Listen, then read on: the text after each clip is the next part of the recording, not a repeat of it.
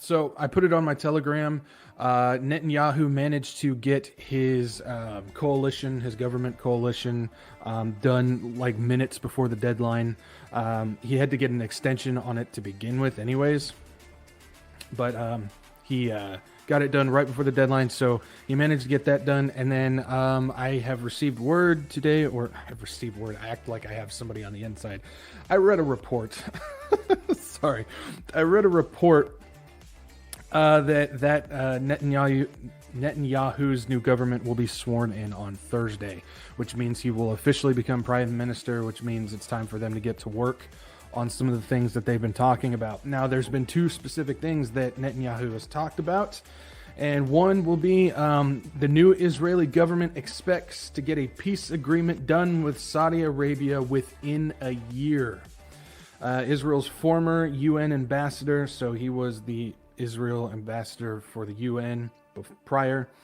He has joined Netanyahu's new government. He's a part of the coalition, and he said that they will expand the Abraham Accords to a peace deal with Saudi Arabia. So this is pretty big.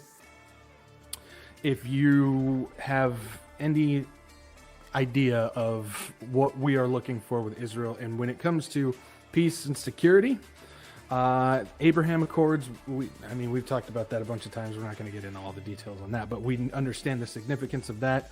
I'm under the belief that when the Antichrist comes in with his peace treaty, it's going to be a making greater of something that's already there. That's my belief on that. Some people think it's going to be something new. We don't really know at this point. We're just kind of throwing darts at the board to see what hits. That's my opinion.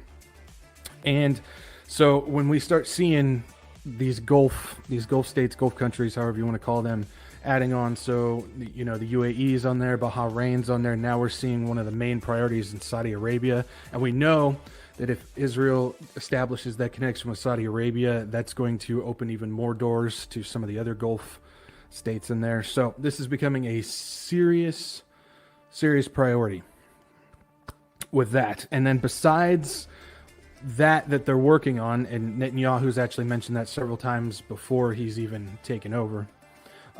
But besides that, the war effort against Iran's nuclear program, which is one of Netanyahu's first priority that he said was going to happen, is expanding the Abraham Accords with several more signatures, starting with Saudi Arabia. So basically, Netanyahu has talked about how he wants to get a peace agreement with Saudi Arabia so the Saudis will back them up when they start that war with Iran. So this is another step of that war that we see coming with Iran and all that stuff.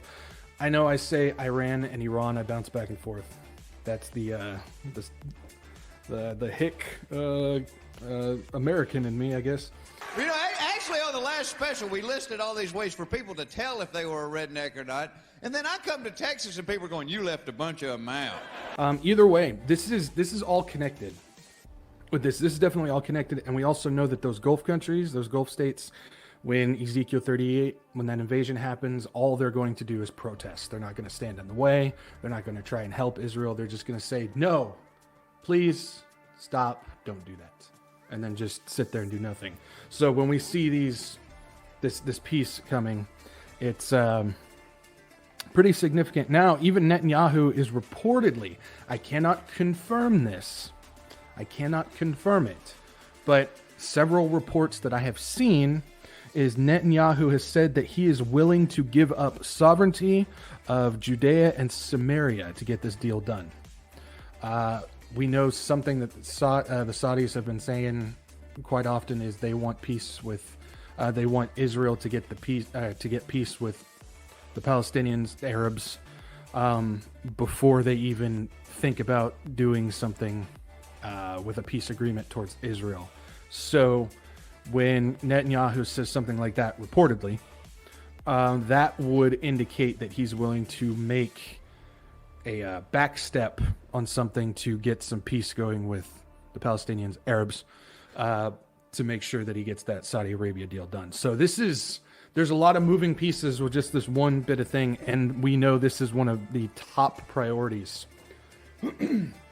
One of the top priorities for Netanyahu and that new government that comes in. And as we know, all of that is leaning heavily in favor of prophetic events that we see in Daniel and Ezekiel and Revelation, pretty much all of prophecy, because this is going to be required to continue this moving forward. So this is pretty significant. Pretty significant indeed. Now, Indeed. it doesn't end there as far as what's going on with the Gulf states. We've got one coming through that is pretty huge. I know a lot of people might raise the eyebrow like, what you talking about, Willis? What you talking about, Willis? But this is pretty big because this is another country that is, I mean, they've pretty much like told Israel go jump off a cliff type of thing. They want nothing to do with them, but now they're kind of backtracking, they're reversing and possibly getting ready. And that would be Oman is now considering removing their boycott of Israel almost immediately. So they're in discussion. They are considering it. They actually met yesterday about this topic.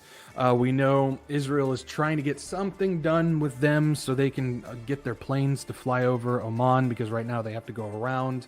It's a lot of extra time, a lot of extra gas and everything. And they're starting to believe that Oman is now starting to believe that if they get something, if they remove this boycott, they can maybe start working in some deals to get something significant done. The Shura Council in Oman is now discussing its policies against Israel with potential to normalize relations with Israel, which could take effect immediately if the agreement is met among council members.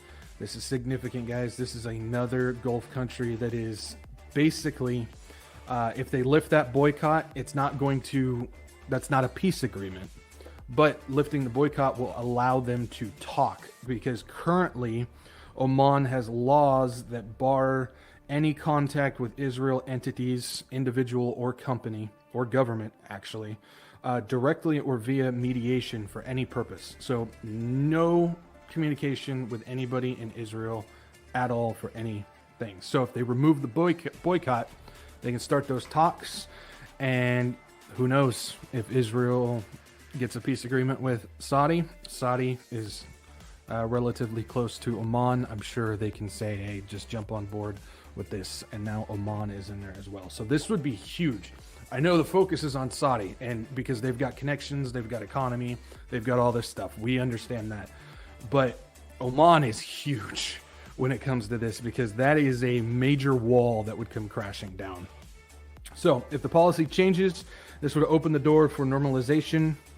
But also, once you open that door, then you have the possibility of Oman signing on to the Abraham Accords as well.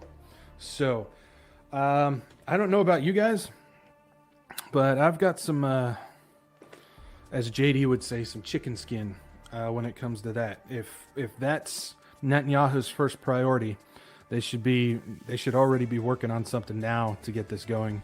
I think Saudi is going to be the key, though, when it comes to opening the door with Oman. So